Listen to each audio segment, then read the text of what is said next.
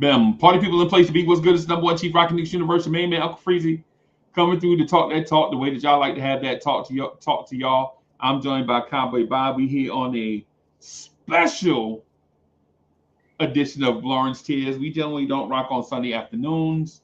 As a matter of fact, I think we may add this to. Let's add this to the Checkball podcast. Let's do that. Let's do Okay. that. Let's add to the Checkball podcast. Checkball podcast and them. So, and salute to the new audience, the Checkball podcast for everybody watching on the Checkball podcast. Also, salute Cowboy Bob. What's good, bro? Man, I'm happy we won. Whew. Basically, last night I was kind of scared because how Embiid went down. I felt different, but then the third quarter when he was getting those steals and Maxey was running, I was like, "Come on, man, we can't do this." And then again, everyone underestimated our bench. Everyone underestimated who we were. McBride stepping up. Bogue stepped up. Even Hart. Both those guys shot 50% from three, which is unheard of. And Hart went 3 for 4 in the fourth. Like Right. this was really good for us because I think that the issue we have with Brunson being shut down when they put Batum or Kelly Oubre on him and they kept switching with the bigs, it shows that yeah, you can stop Brunson, but you can't stop us all. Right. Right. Okay. Okay. I love Brunson, man. You don't understand, like even when he had his bad night, I'm like, he's good because him still being on the court is the same way like Embiid. Embiid grabbing those boards, getting to the free throw line, even though he was hobbling, he was doing a lot of damage. So both those players, to me, they can't do no wrong in my eyes. So the best way we can win this series is we rely on the bench, Right. as we shown we can win. Right. Yeah. Yeah, man. Okay. All right. I'm not even gonna hold you, bro. I thought Philadelphia was lucky last night. I thought that was their opportunity to knock us off. Right. I thought that was their opportunity to knock us off. Kind of like when we were sleepwalking, that was their chance to steal one, so to speak. And I think they wasted their opportunity. Remember, Agreed. we had been off for so many days. We had been off for so many days that I think we probably were rusty going in, and Philly had just played Thursday night. You know what I mean? And Mm-hmm. so that puts us in that situation where it's like they should have knocked us off and they didn't.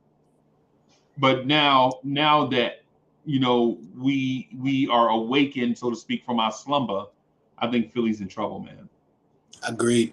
It's like Bitmore's in the building. Andios is in the building. Salute.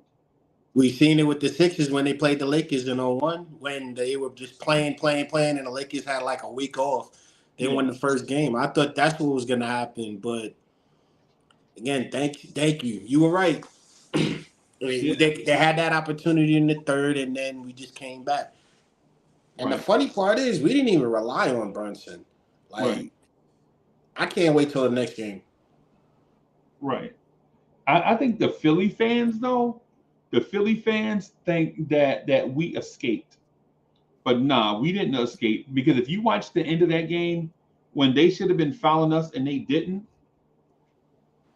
Mm-hmm. they should have been following us and they didn't. I think that clearly is a sign that I'm trying to put the pea popper up, bro. It's So cool. so that we won't so you won't hear a pop every time I say pass the peas like they used to say. But but the pea popper won't work as usual. That's the reason why I don't use the pea popper. I probably have to get a mic cover for this thing. I like the way it looked though. I like the gold Yeah. mic. Yeah, So I'm about to be like, you look like you in the studio about to make some beats. yeah, man. Drake, I'm coming for you, Drake.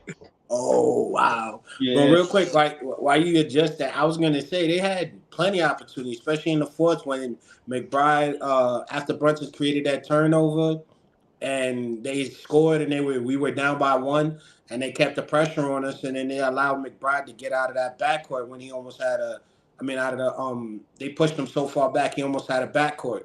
That Yeah. being said, they could have applied the pressure, but they didn't. They rotated and allowed Josh Hart to pull that three.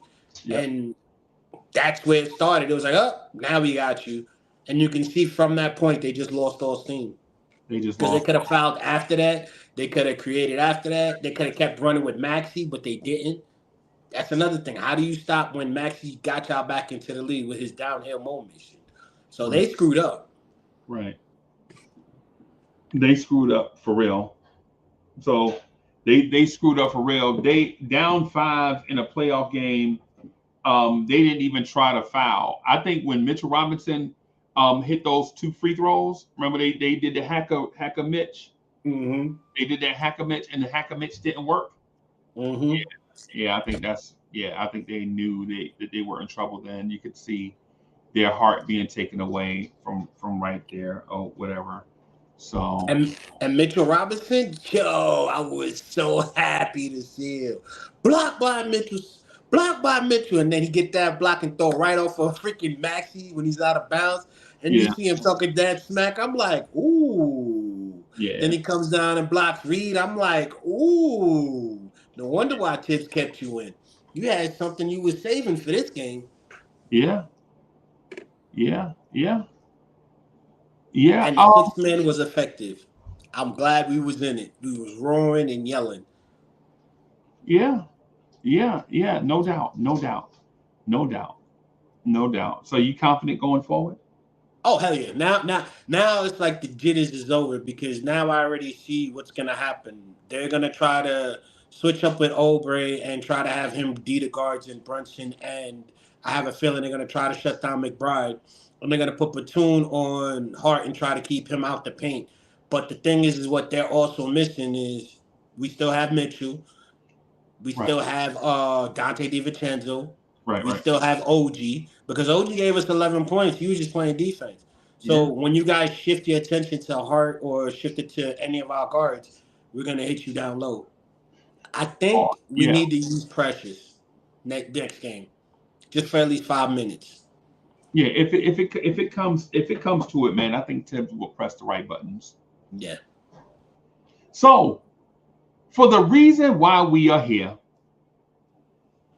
I'm gonna ask you this, and this I'm gonna ask you a crybaby question, right? Not because you are the crybaby, but because Uncle Freezy at times can be a very Nick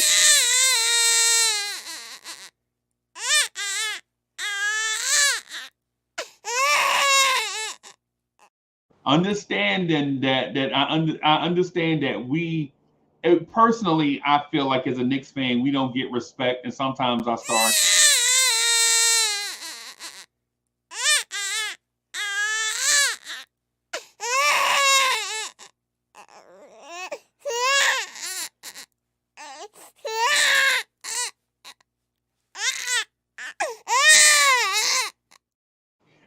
listen, I understand that, right? So but here's my thing. When I saw the awards um finalist list a few moments ago, I was just outside with the dogs. They were doing their normal intimidating the squirrels, running around on wet grass, trying to track up my house with wet grass and all that stuff. They would do the normal dog activity, Mm-hmm. right? The normal dog activity, right? Mm-hmm. The Bleacher Report alert came across my phone with the NBA awards finalists, and I was like, finalists? What do they mean finalists? And as soon as I saw it was a top 3 list for every category, I knew there was nary a Nick to be found before I saw the list. Which I would cue the crying baby again, but I think we all get the point, right? But Mm-hmm. so I'm going to ask you, I'm going to start with the list top to bottom. You tell me if you feel like overall, from an NBA perspective and a Knicks fan perspective, if it's fair. Chat, I'd like for y'all to participate. If you feel like the finalists are fair, unfair, just let me know, right? Right? If it's fair or unfair, I'm going to start with the MVP of the NBA conversation, right? The finalists for the NBA MVP, Nikola Jokic of the Denver Nuggets, Yeah. Shai Gilgeous-Alexander of the Oklahoma City Thunder, Luka Doncic of the Dallas Mavericks. Is that list fair or unfair? From an NBA perspective and then from a Knicks perspective.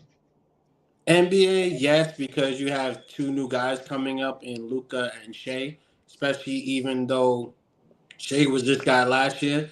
Knicks fan, no, because the same respect you give Shea, you should be giving Brunson because Brunson's been playing the same way he has last year as he is this year. He's just been less efficient because he's asked to do more. But he still brought up his assist. We made it to the second round. So for me, if you give him credit, you need to also give our guy Brunson credit. But they won't because he's too small. And everyone overlooked last season because who was a scapegoat? Randall. So Okay. for me, I think Brunson should be.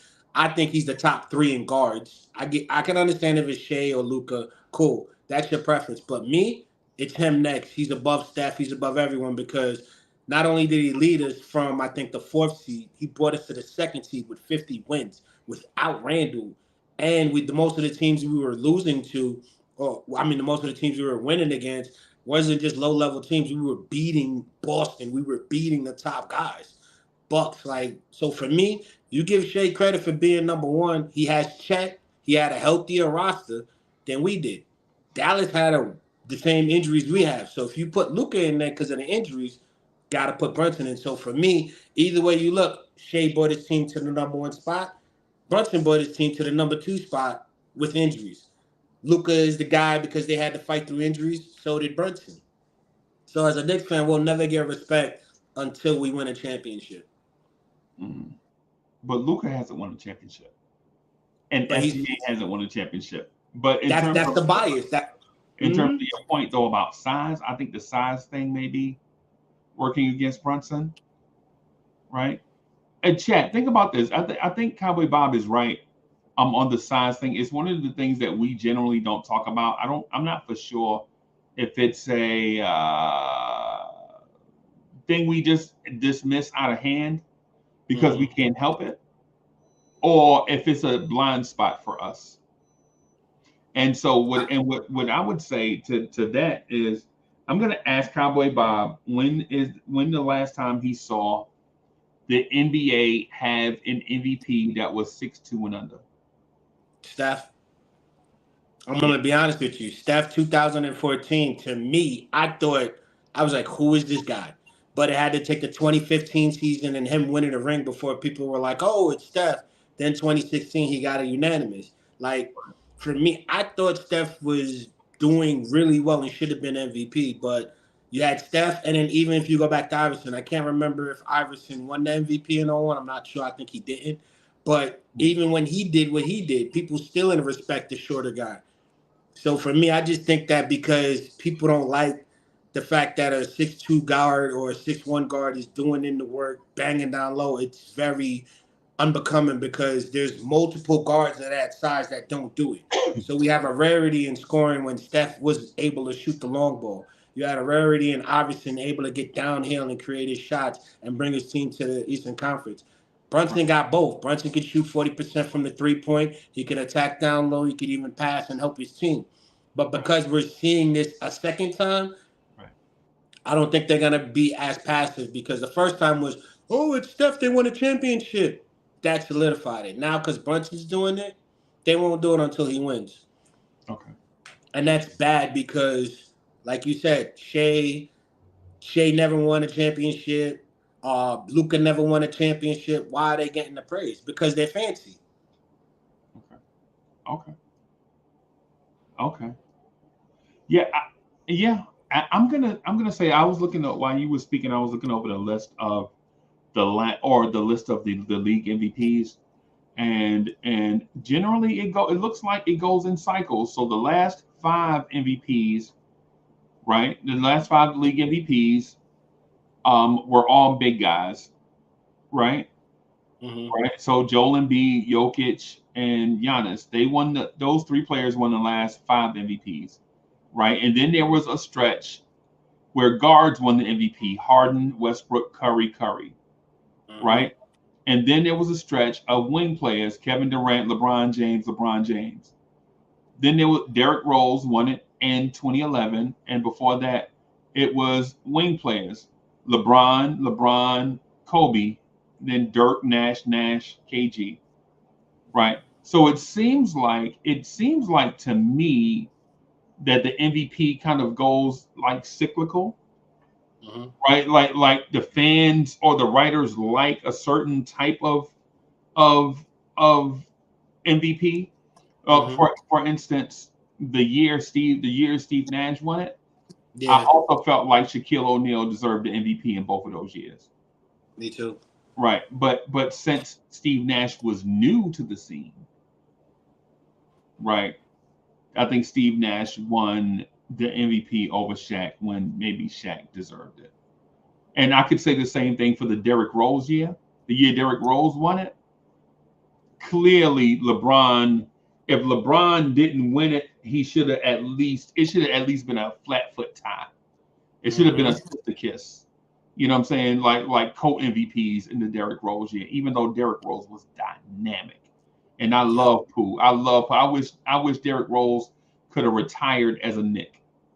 Right. I wish Derrick Rose could have retired as a Knick. I'm not gonna lie to you. As a Knicks fan, I love Derrick Rose. I ain't gonna lie to you. When I think Me about too. when I think about Derrick Rose, I think about Derrick Rose as a Knick and not a Bull.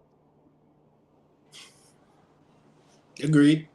And so when we have the MVP conversation, I think it's gonna be one of those where if if if Joker wins it again, I think it's gonna continue to go to those big body guys, the big back guys, right?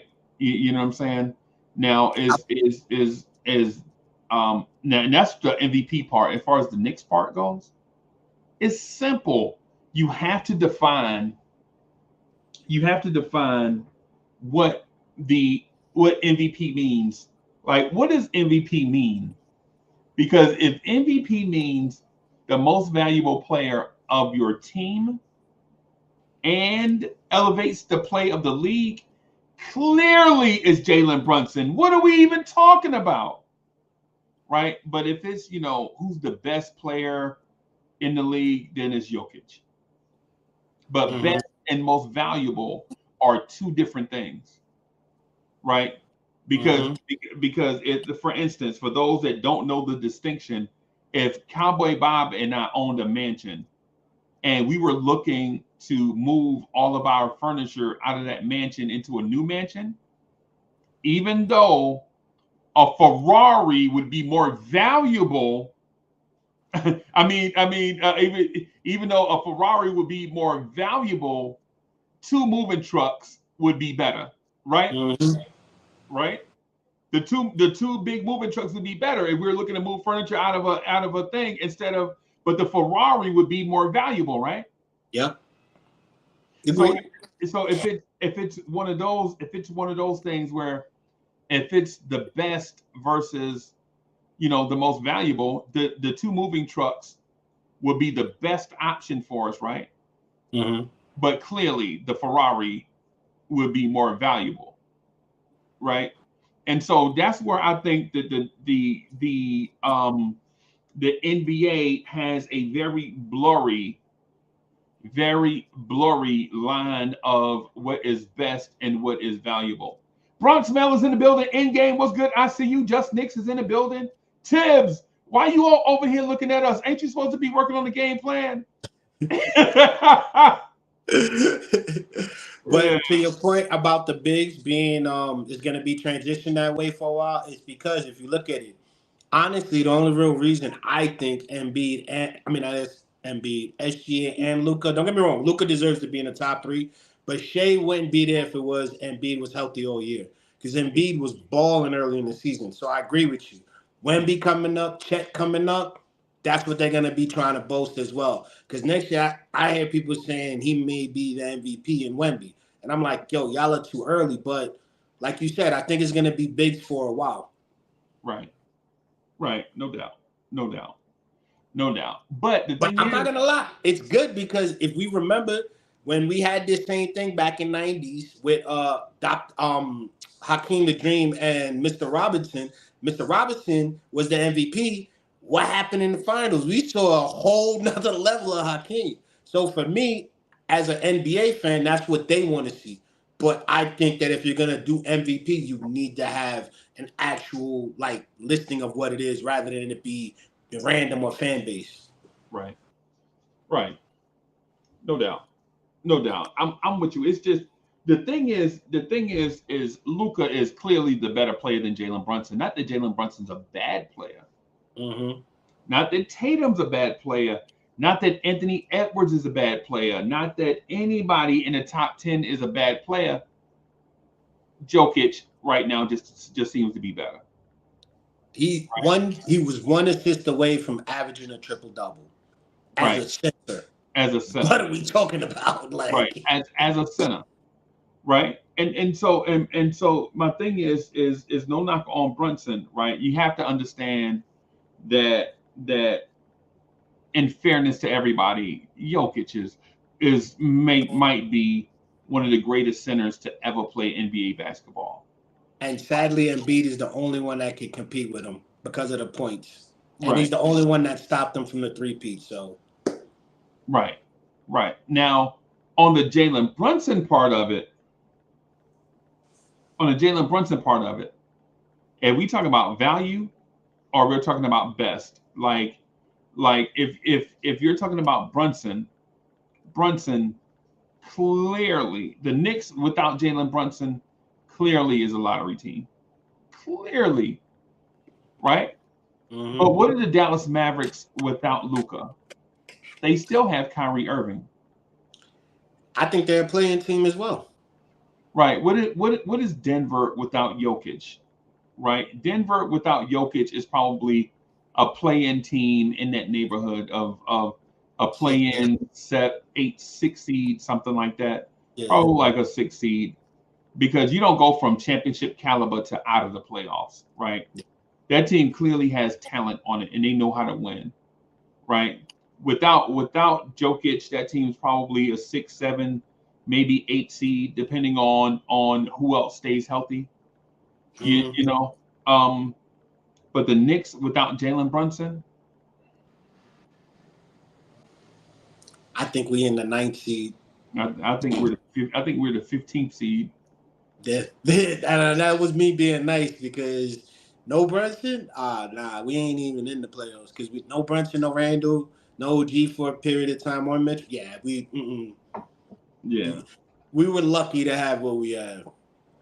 Yeah, clearly. But when you look at Luka though, to me, without Luka, I agree with you. Dallas would be probably exactly where we were. But with Jokic, that team has coaching. They've been running systems with them. Even he's helping them out. But when you look at value, it's like Brunson is that car that everyone looks at. It's like, oh, that's a nice car. But when you put it on the track, it's like, whoa. Like I always say, the El Camino. El Camino always gets slept on, but it's a Chevy engine you could put in the car that makes it as fast as it. Like you could put a V12 Chevrolet engine in it, brand spanking new, and you tie down the hitches right, and you actually have it. That is the fastest car on any track, and that's Brunson. So moments he's not gonna hit those turbos and be fast. He may lose here and there, but when he goes, he goes. So for me, that's his value. It's hidden value. Yeah.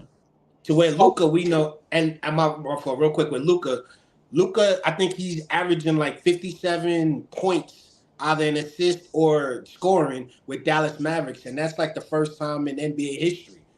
That's a stat I didn't even know until earlier today. They were saying Luka contributes 57 points to his team, either in assist or scoring, and it's the first time in NBA history. That's MVP like. That's MVP like. Right. Yeah, I'm not. Yeah, man. To me, it's as simple as the definition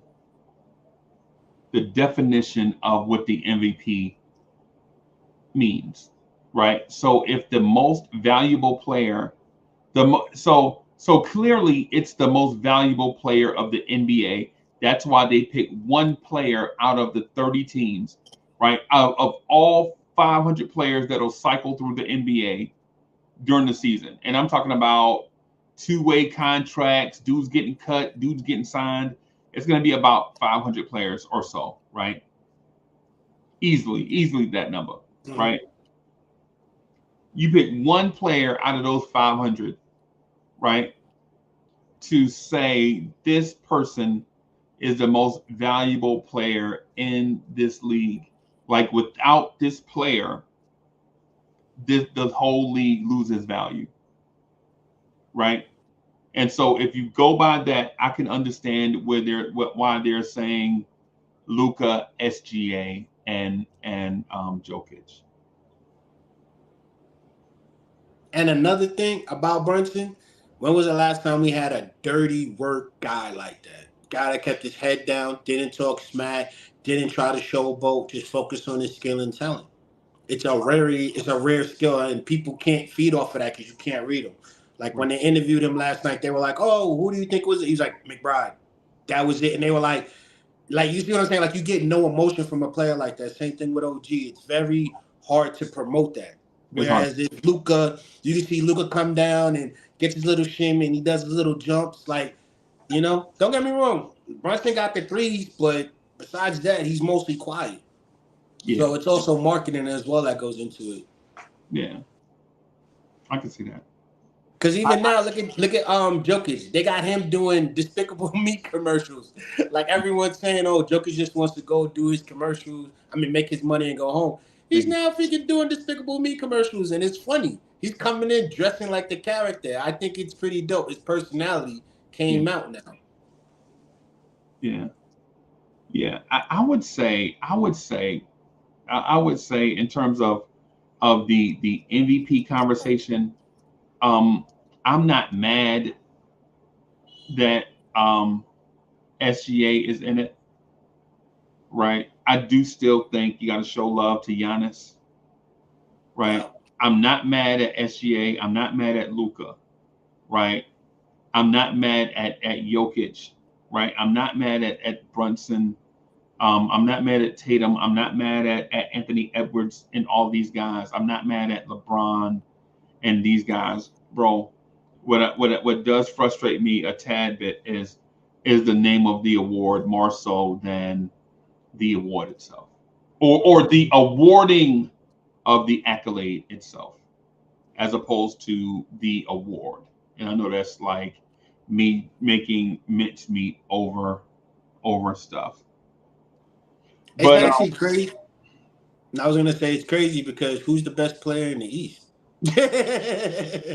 When you really look at the MVP, three guys come from the West, and then the next best guy that I think it would be Brunson. right, So for me, I wish the MVP was MVP of the West, MVP of the East, okay. but we know how it is. My thing, and so if we parse participles, right? If we break this thing down to the very last compound, right? When you look at what Luka Doncic provides for Dallas, does he provide more for Dallas than Jalen Brunson provides for the Knicks? Mm, mm. Okay, when Brunson is off, the Knicks can still win. When Luka's off, Dallas has a very bad chance of winning. So for me, in that aspect, you got to go with Luka because the way he's able to take advantage and be more consistent, and like I said, 57 points he's contributing to his team in assist or scoring. I never heard of a stat like that. So this year he gets it. But watching Brunson over the years, they're neck and neck, like they're fighting for position. Right. But then again, remember, Brunson's coming out of being behind Luka's shadow for 2 years. I mean, for those years. This is Yeah. the second year he's coming out of that shadow, so he's got a lot to prove, and he's stepping up too. Right. I think it's Luka. Okay. What I would say what I would say is that Luka right now offers more stuff than what Jalen Brunson provides right now. And it's not that I don't want to give Jalen Brunson credit. right? Because I would much rather give Jalen Brunson credit than really admit to this, right? But when you have a guy in Luka average 34 points a game, 9 rebounds, and damn near 10 assists, right? When you have people putting up numbers like that, bro, when you have Luka shooting 38% from three, that man takes about 11 threes a game, shooting about 38% from three. Man, that dude is so that he's a hub, bro. He does everything that we want. He does everything that we want Jalen Brunson to do, so to speak. Right? I mean, 9 assists, bro. That's a lot. That's a lot, bro. 9.8 assists. That's a lot. Right? That's a lot, bro. You know what I mean? And 9.2 rebounds. That's a lot, bro. Especially for a guard. This is so crazy. Like, I'm sitting here saying, like, yeah, we got Josh Hart. We know he's under 6'4" and he's doing it, but you got a guy that can score, contribute. Like, I think Brunson's trending in that direction because he stepped up his assist as well, and he stepped up his scoring as well. But we just got to give him time. Basically, Brunson is going to be what we want from Luka, like you said. Like, the CVS version of Luka is Brunson. Yeah, man. But the thing about, see, Luka does other stuff like rebound, bro. Luka rebounds. He actually been cutting off a lot of passing lanes. I've seen him get 2 or 3 steals like a couple of games. I'm like, I didn't know Luka could do that. Yeah, and here's another thing. Jalen Brunson averaged 28.7 points a game. Right. Jalen Brunson almost damn near averaged. Jalen Brunson basically averaged 29 and 7. Right. Basically, chat. I'm gonna say this to y'all and think about what I'm saying. Jalen Brunson averaged, in theory, 29 and 7. And I know that I can hear the haters. The haters are like, no, you can't round up. Man, if you ever been to any public school, if you've been to school, you know anything over 0.5, you round up. Don't be a hater. Don't be a hater. With whole numbers. Yeah. Don't be a hater, right? Right. My thing is this. 29 and 7 is nothing to scoff at. You're looking at the best offensive season from a Knicks player maybe ever, even over Richie Guerin, who a lot of us hadn't seen play. Yep. I don't know if there's even footage of Richie Guerin play, right? But if you have to go back 60 years to draw a comparison, that sums it up. If you have to go back in your record book 60 years to get somebody to compare Jalen Brunson to, that sums it up. That means you're reaching. Like, if you're like, well, I don't know if it was better than Clyde. Yo, that was 50, 55 years ago. If you got to go back that far, I think you're reaching. Let's give that man credit. But I'm glad, though. Yeah.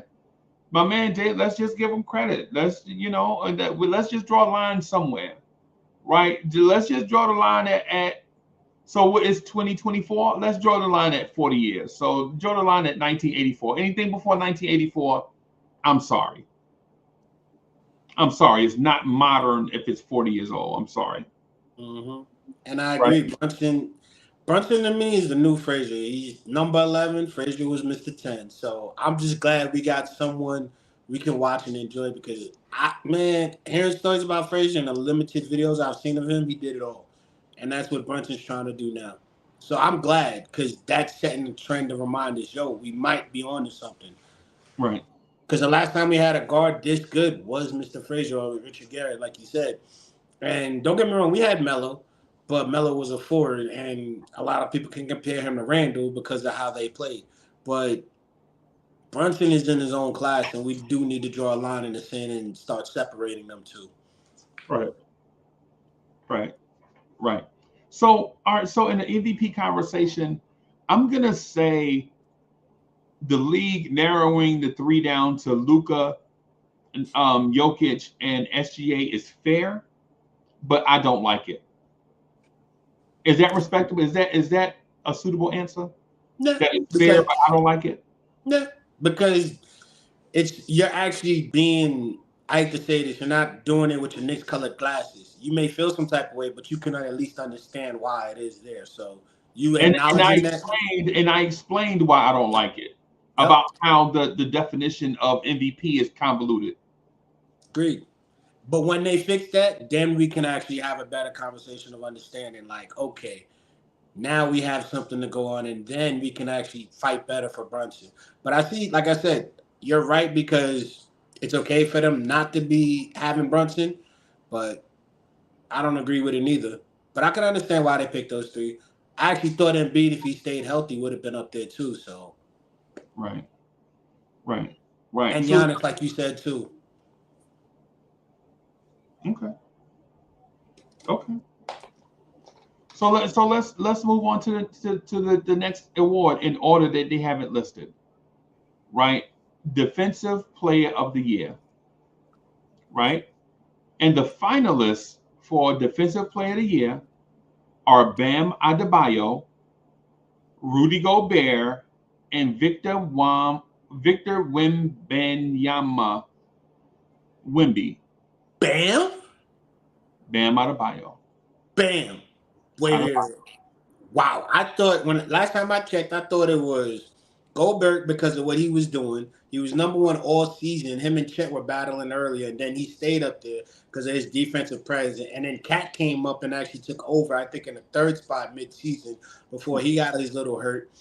And Wemby, I can understand because Wemby made a big improvement after the All-Star break, stepping up in blocks, stepping up in rebounds, and he actually contributed with a lot of turnovers and a lot of contested shots. So I could give Wemby being third, that's cool. But damn,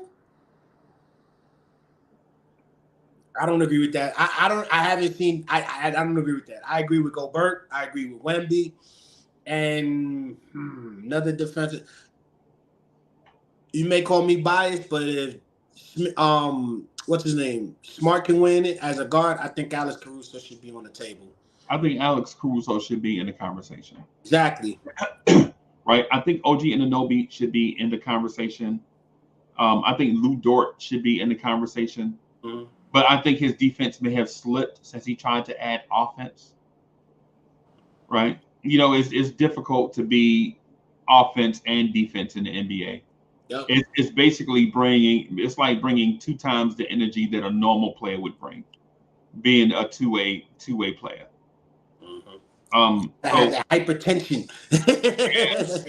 yeah. And so what I would say in terms of the defensive player of the year thing, listen, I know Rudy Gobert is an excellent defender, and I know Bam Adebayo is an excellent defender, but I legit has seen this young boy Wemby change the game defensively. Dudes don't even want to shoot wide open layups with Wemby around.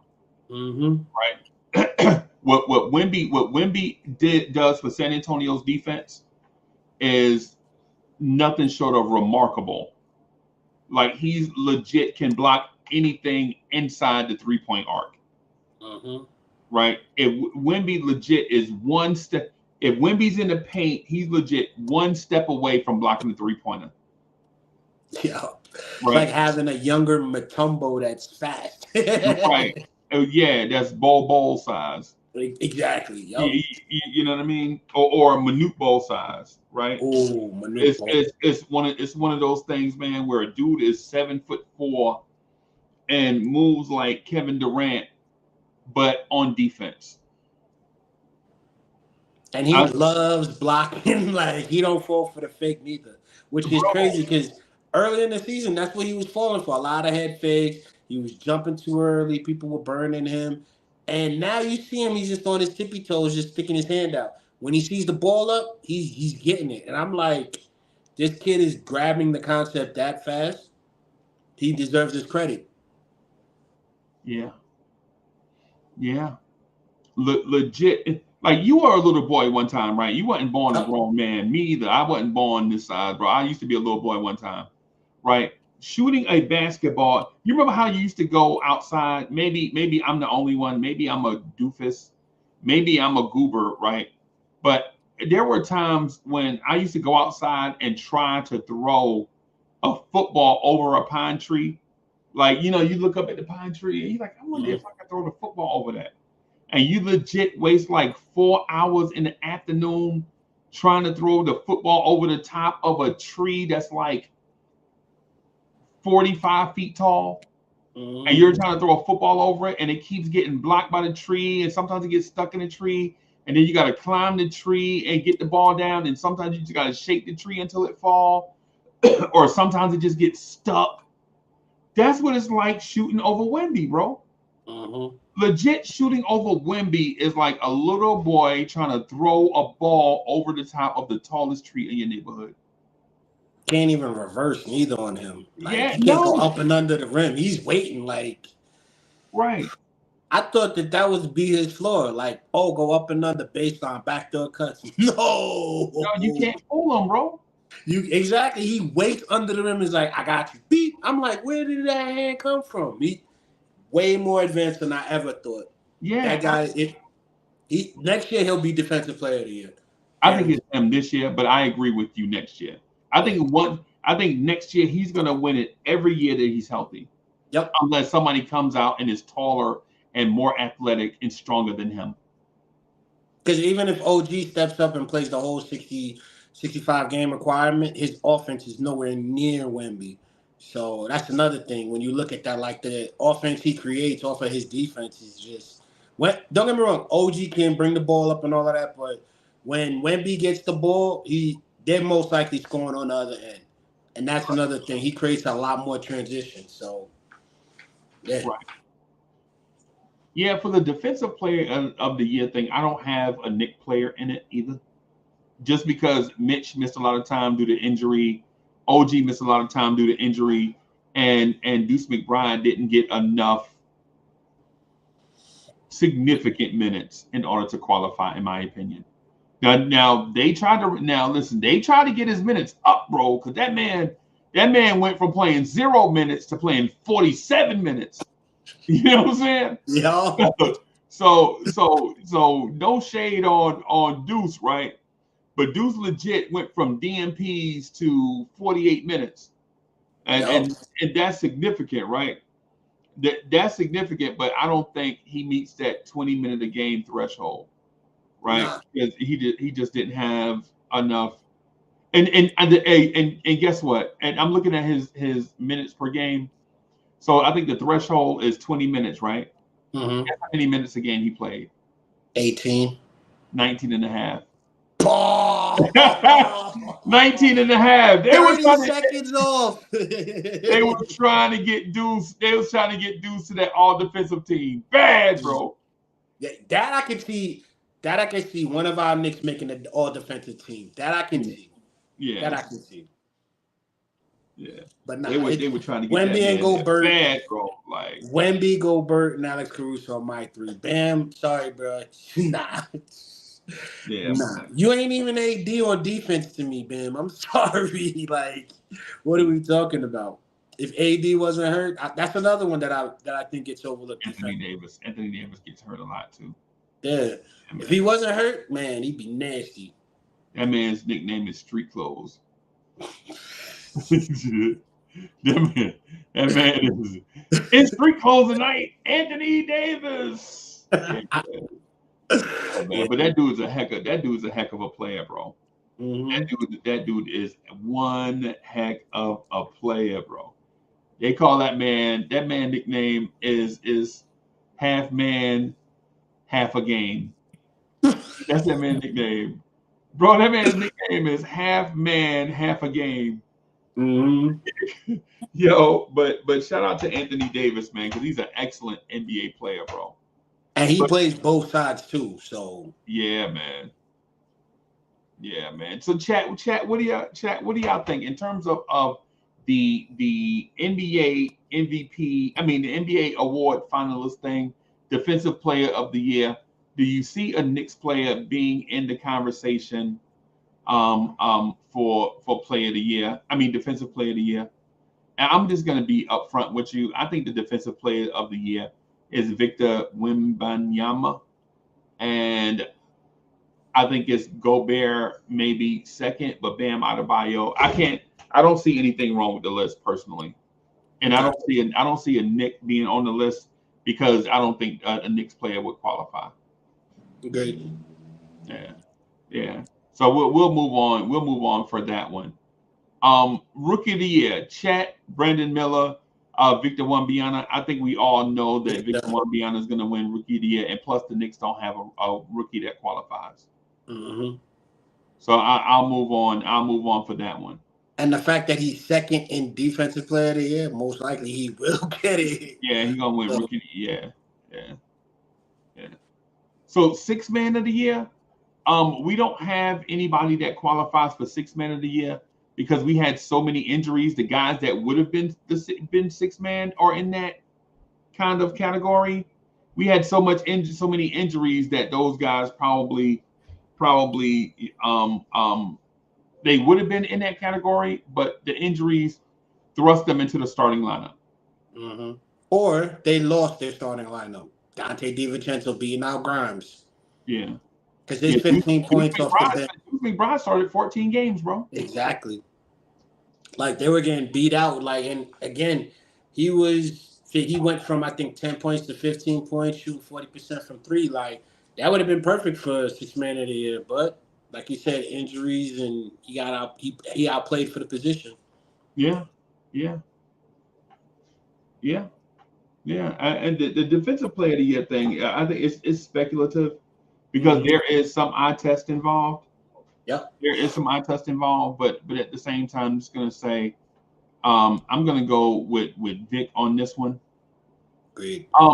Sixth Man of the Year. I don't know if the Knicks don't have anybody that's gonna qualify for that. I think the Sixth Man of the Year, our best sixth man is probably Deuce McBride. You know what I mean? Like Deuce is probably that guy for us, our best bench player over the course of 82 games. And again, that's because of fluctuation in roster, 2 major trades, injuries, all these things. Deuce McBride is probably that guy. But I don't know if he played enough minutes. Clearly, the NBA says the Sixth Man of the Year finalists are Malik Monk, Bobby Portis, and Naz Reid. I'm gonna go with Naz Reid on this one, even though Karl Anthony Towns missed a lot of time, bro. Oh, okay, I see why. Because they were second in that league. Okay, I see what you're saying. And he did help out a lot with Naz Reid. He was supposed to be a Knick, but I guess not. Early this season, he was supposed to be a Knick there, Nas, but I see why you did that. Like Naz Reid, I give him credit. He played defense, created a lot of turnovers, and also helped them out with their wins in the second position. But for me, Malik Monk, I've seen games where Fox was off, Keegan Murray was off, and Monk just dropping 20. Monk coming off the bench, passing, getting blocks, playing defense. And last year, I thought he would have either won most improved or sixth man last year, but we know how that went. Right. Went to Boston. Of course. What doesn't go to Boston, bro? Exactly. Yeah, like Lucas Smart is the only defensive player of the year as a guard since Gary Payton. It had to be Boston, right? Right. Yeah. So in this case, like what Chief says, oh no, not that one. What's the other one? There it is. She says Monk or Portis. Yeah. I don't want to go with Malik Monk here because I don't think his impact was thorough enough for me to feel it over here on the East Coast. Okay. Right. Like legit. Say for instance, when Lou Williams was winning the Sixth Man of the Year, I kind of felt it, even in the city I was at. Mm-hmm. Right. Malik Monk out in Sacramento. Is he the Sixth Man of the Year? Is he not? Is he stat padding because they score a lot of points? Is it their system? Is he impactful? I don't know. I feel like Portis is more impactful than Malik Monk. Okay. Right. That's just me speculating. I hadn't seen enough games of Sacramento or Milwaukee, but in the games that I did see Milwaukee, Bobby Portis felt like he was making a major impact. Okay. And Bobby Portis is backing up a Hall of Famer. So for him to still have an impact with a Hall of Famer at his position on the roster makes me give the nod to Bobby Portis, even though Malik Monk may have put up better numbers. I'm not for sure if he did or not. But I feel as if Bobby Portis was more impactful. Was Naz Reid eligible for six man? Because I thought he started when Cat got hurt. Yeah, he's an NBA finalist. I have it right here in front of me. So yeah, I agree with you. To me, now that I think about it, I prefer Reid because that guy should have been a Knick. We said it earlier this season. We had that conversation. Oh, who's gonna back up Randall? I was like Naz Reid or Prince, but yeah. Boy, I give it to him too though, because you are right. You're backing up Giannis, man, and you're still holding it down. And they are when Dame was out, like Dame was out off his game. I'm not saying that when he was off his game, it was Portis stepping up on D, getting those guys involved, talking to them. So it could go either way. You could stay East Coast if you like with Portis, or you can go, West Coast with Reid. Yeah, and Naz, for the record, Naz Reid started 14 games. He played all 80. He played 81. He played about 24 minutes a night. He shot 41.4% from three on 5 attempts. He grabbed 5.2 rebounds a game in 24 minutes. So he was impactful. He averaged 13.5 points a game as a big. And here's the thing, as a big coming off the bench, he averaged 13.5 and 5 rebounds. Can you imagine if Mitch was averaging 13.5 points and 5 rebounds coming off our bench? What we would be saying about Mitchell Robinson? Oh, he the goal! And he's making free throws. Look at that. Yeah. Because he can shoot threes. I mean, he won't be shooting threes, but we'll be happy that he be making his free throws. I couldn't believe it, man. But yeah, we will be saying that. So on that one, I think I'll give the nod to Naz Reid begrudgingly. I legit prefer guards in that six man role. But Naz Reid, between Naz Reid and Bobby Portis, I think I'm going to give the nod to Naz Reid, despite all the stuff that I said about Bobby Portis. Big coming off the bench, averaging 13.5. They're averaging 14 and 5 off the bench. And when you have two other bigs that are going to the Hall of Fame, like Cat's going to the Hall of Fame despite what people say about him. His numbers are undeniable. He's going to the Hall of Fame, right? Rudy Gobert is going to the Hall of Fame because of his defense, right? And both of those dudes are kind of young. They're not old, right? So you got those two, and then Naz Reid carving out his niche behind them speaks to one thing. Either they have a very center-friendly system, or Naz Reid is a heck of a player. Yep. And with that said, I think it could be a combination of both, skewing to one or the other. Agreed. Yeah. So, all right. So who's your sixth man of the year? I'm gonna go with Reid because now that I think about it, I forgot they were second and then they lost to us, so they dropped down. That's where Minnesota moved up. And even though they were competing longer for the first seed and just barely escaped it with the second seed, they would have been first seed had OKC not won against us, which was a tragedy. But for me, I'm gonna give it to Reid because I liked him from the beginning of the season, and I say he should have been a Knick to back up Randall. He proved the point, so he deserves it. Okay. All right. So the next one is. See, this is a rock in my shoe, bro. This is a guy. Hey, chat, stop what you're doing. and pay attention to this one because I want your impact. I want your feedback on this one. Cowboy Bob and I are going to legit talking about the finalists, the 3 finalists for the NBA Coach of the Year. And here are the NBA Coach of the Year candidates, finalists. Mark Daigneault from the Oklahoma City Thunder, Chris Finch from the Minnesota Timberwolves, and Jamal Mosley from the Orlando Magic.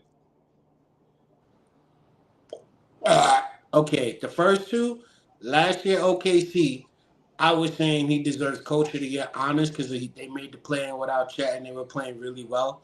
So I could see them now because they moved in the first play. I give him a credit for that. The who was the second one again? You said Timberwolves? Yep, Chris Finch.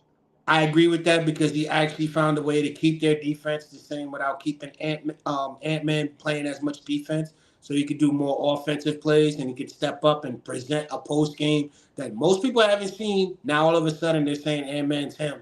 But for me to see Ant-Man transition from just solo defense to actually controlling the offense, actually slowing it down, trying to get guys involved, knowing when to attack, I give him credit for that too.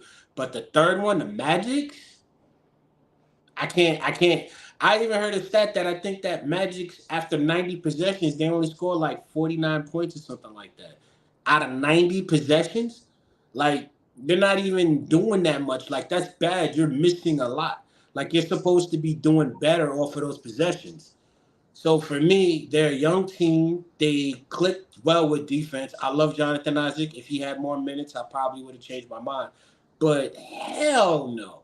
I don't think the Magic should be even – it should be Tibbs. I'm sorry. If you look at a team with 50 wins that wasn't even – beginning of the season, we were supposed to be 43 wins or 44 wins. We hit 50 with injuries. We lost 3 key guys for a majority, more than a quarter of the season. And one of them ain't even coming back till next year. And Tibbs actually showed a 4-guard rotation, showed like 8 different type of rotations throughout the season, and improved with the trades we got. Right. This man was making adjustments all year. Don't get me wrong. Now he's probably going to settle into his old ways, but there was so many different things. I've even seen him rely. Who would rely on Josh Hart to do what he did? Who would rely on Brunson? There's certain players he don't even talk to. He just looks at, like, when they did the replay, he had his back to the team, and he was yelling at the bench, and Brunson's like, yo, replay when the ball went out. He turned and was like, Brunson, what was that? He's like, replay?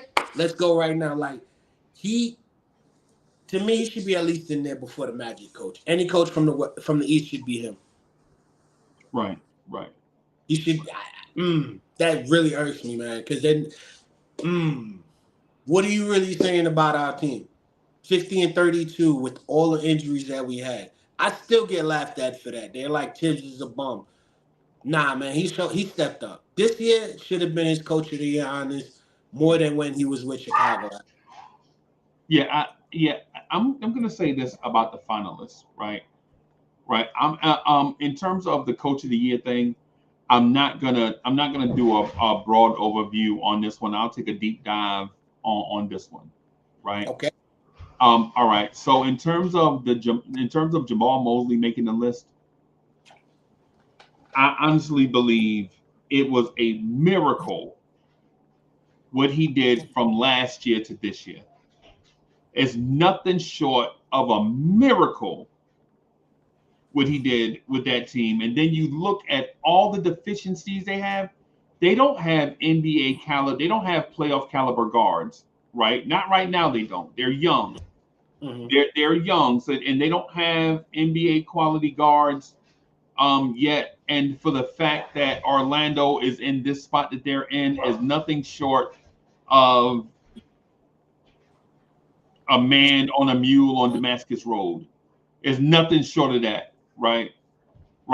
And so, and honestly, I'm going to say the same thing about Chris Finch, right?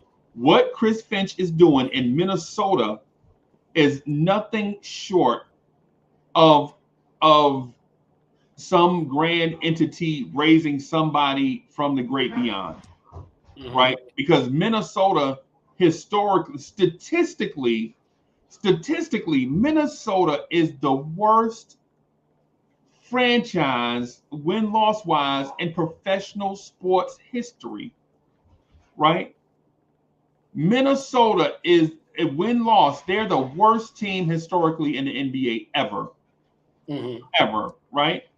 And it doesn't matter what talent goes there, right? It doesn't matter what talent goes to Minnesota, they still always lose. But Chris Finch has turned that thing around, right? He's turned it around. So I want to give Mosley and Chris Finch both credit, right? I'm not saying that they shouldn't even be considered. I'm saying they should definitely be considered, right? Definitely be considered, right? The thing with Dagna, listen, the Oklahoma City Thunder coach, I don't even want to hear it. I see this same storyline every 3 years. Oh, they're the youngest team in the NBA and they won a bunch of such and such. Bro, I've seen this story 1,000 times.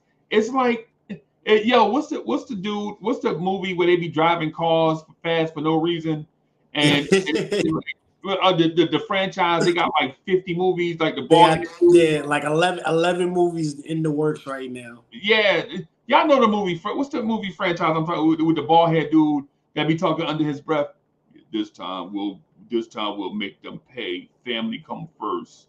Y'all know I only think a quarter mile at a time. Quarter mile at a time. Y'all know the movie where they be driving cars real fast, acting like they saving the world, and they ain't really doing that, but driving cars real fast and doing stupid stuff. Y'all know the franchise I'm talking about, man. It's not like James Bond or Star Wars or nothing. It ain't nothing that makes sense. It's a bunch of cats just driving around real fast. Oh, I'm gonna drive this car real fast off a cliff, off a train, over a bridge, into the buildings, and through buildings, and nobody gets a scratch. Nah, into a flying helicopter and just pass by like nothing. It squeezes through a helicopter, and nobody on the helicopter gets hurt, and the car doesn't get a scratch. Y'all know the movie I'm talking about, man. You know what I'm saying? Yeah, y'all know that. Hey, DSJ, don't do that, bro. Dune is fire, bro. Don't do that, DSJ. Stop trolling, DSJ. Don't do that. Dune makes a lot of sense, bro. Dune, hey, don't do that, DSJ. Don't do all that. King Ribby says the Fast and the Furious. Yeah, that's yeah. So the thing is with the out of the unknown coach with all the young players winning a bunch of games and all of that stuff. Bro, we just heard this a few years ago with Memphis.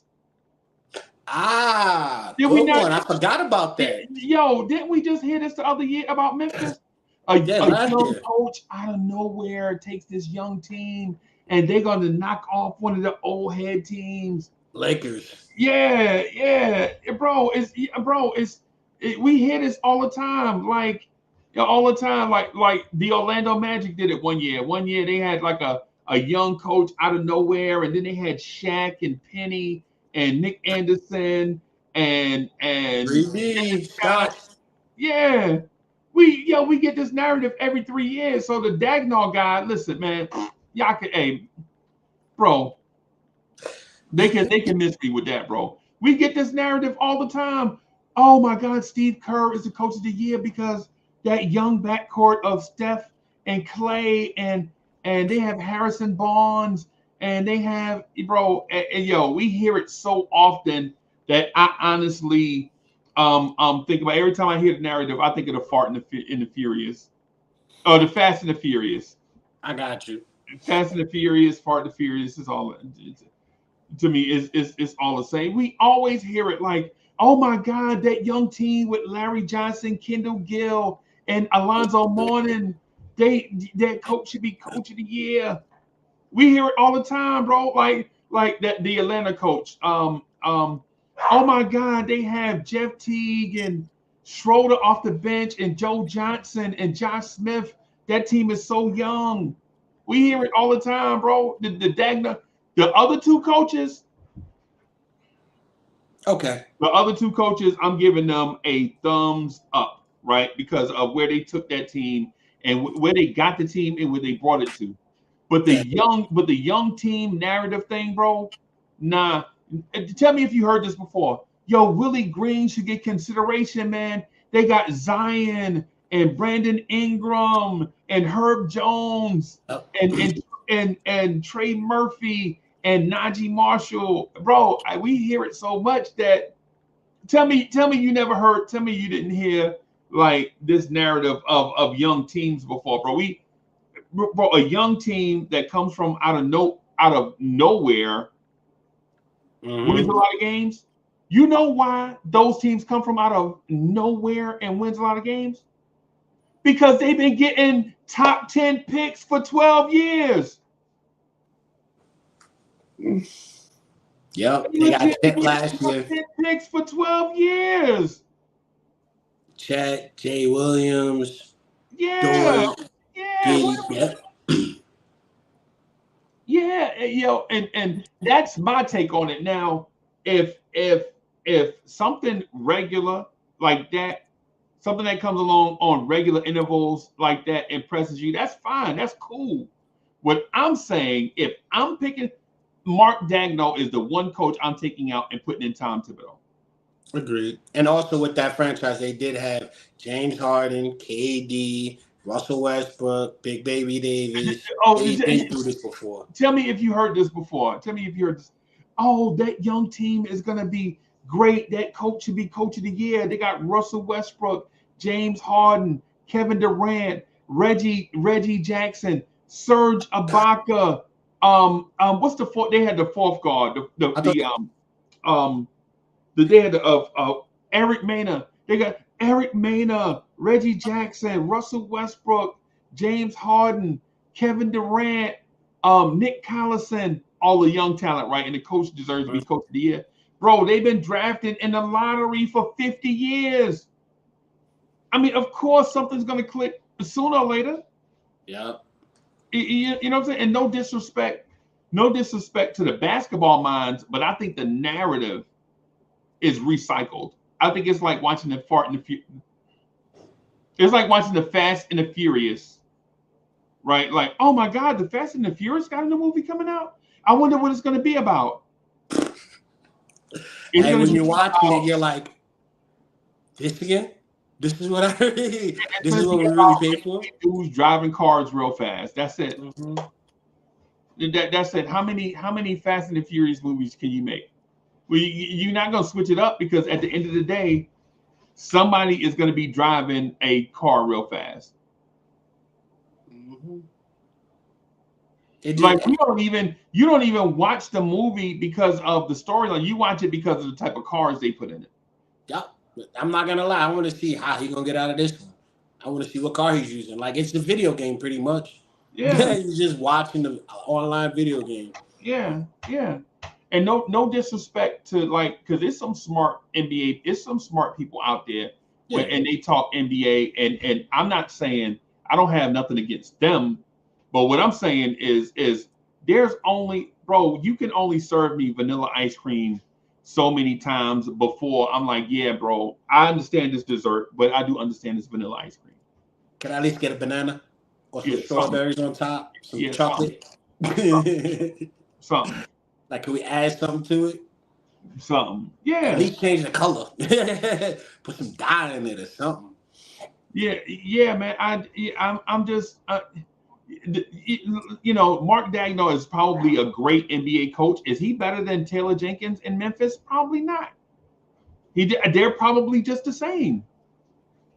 All of these dudes are just like different versions of the same guy. Right? Yeah. It is think about this.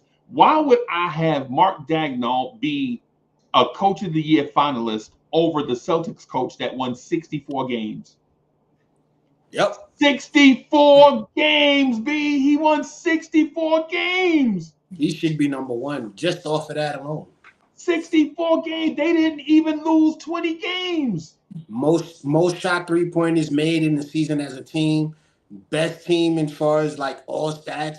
Like, I'm surprised he wasn't even mentioned. And we don't like Boston. They have a top 20 net rating of all time, I think. I think they have a top 20 net rating of all time, and he ain't even considered. Yep. And you got 3 players that are giving you 20 plus. With come on, man, and they had defense. Yeah, come on, come on. I agree with you. Dagnall should get out just off of that. I don't like Brunson. I was trying to be biased, but when you brought it up, I'm okay with it because it's you. I wasn't gonna do it. And the thing is I don't have anything against the Oklahoma City Thunder. I don't have anything against Mark Dagnall, right? I have something against the qualifier. So if it sounds like if it sounds like I'm a sniper against OKC and Mark Dagnall, it's just the narrative part of it, right? Like when we were talking about what the MVP means, that's what I have the beef with in this case, where it's the qualifier. Because if you ask who did more with less, Tom Thibodeau did more with less than Oklahoma City. If we being honest. I was just real quick. I'm sorry. I was going to say, and what you said without Boston, I forgot to mention. How many teams lost to Boston more than once? I mean, Boston lost to more than once. I think 3 teams. Only 3 teams they lost to more than once. So they only had 3 teams that beat them twice. Right. How is that not put into consideration? That's some serious coaching. Right. I think it's Atlanta. I think it was Boston. I can't remember the other one, to be honest with you. Right. I mean, Atlanta, it was Bucks, and I can't remember the other one. But I know it's those 3. Like, they only had 3 teams that beat them twice all season. Net rating out the roof. They basically set a whole new standard. Right. Yeah, that's just my take on it, man. I think you have to do more with less. Right? It's kind of like this channel. Like, we don't have all the technology, we don't have all the super duper graphics and all that stuff. I think we just do more with less. We take the little bit that we have and try to put forward a quality product. Right? There's not OBS, and we don't have all these super mixers and all that stuff in here. Nah, none of that stuff, bro. We just try to do the best that we can do with what we got. Right. Or a DJ in the background. Yeah. I'm not in a studio. I don't have a thing set up, backgrounds and all that. None of that stuff, man. It's just that. Now that and with that said, that's what I like. So if there's a thing, if that is my qualifier, that outlines the way that I think. That's my line of thinking. Great. Right. But Cowboy Bob, I looked at the other categories. I really don't care about the other categories. Like most improved, I really don't care at this point. The clutch play of the year, they have a bunch of dudes. They have Steph, DeMar DeRozan, and SGA. I don't care about that, right? But what I will say, and what I will say in these last 3 minutes that we'll probably rock or whatever, I'm just going to say this. So I'm going to try to get the channel back onto a normal schedule this week. Just been super busy. And I know I say that every week. But I'm going to try to get back to a normal schedule, maybe rocking a few hours in the morning and rocking a few hours at night. Right. Okay. And also try to open up the mics more so that we can get more varied opinions and all of that stuff. So I'm gonna wrap this up and get out of here and see what's in there for dinner. You got anything else before we get it? No, I'm actually good. I believe that we are gonna get cheated until we win a championship, but it's always go New York, go New York, go. Bim. Thank y'all for rocking with us and everything, man. We're gonna get out of here. Peace, everybody. Peace. Salute.